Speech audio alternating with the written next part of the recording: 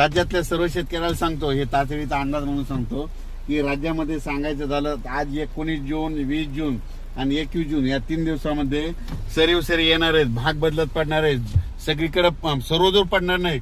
पण आज मात्र आज उद्या परवा या 3 दिवसात मात्र चांगल्या जोराच्या सरी येणार आहे. अर्ध्या घंटाच्या येणार आहे, 20 मिनिटाच्या येणार आहे, 10 मिनिटाच्या येणार आहेत. म्हणून हा अंदाज लक्षात द्यायचा. सांगायचं झालं तर जिल्ह्यावाईज सांगतो तुम्हाला.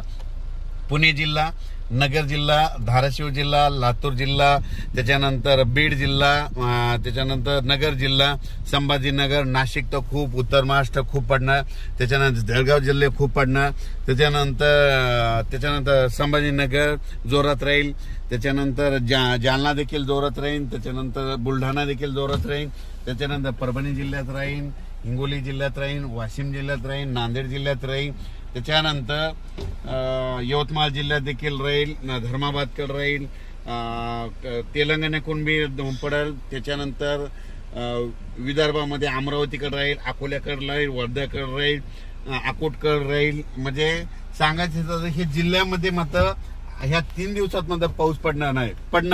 पण सगळीकडे असं तुम्ही समजा एखादा जिल्हा असतात, सगळ्या संपूर्ण जिल्ह्यात नाही पडणार.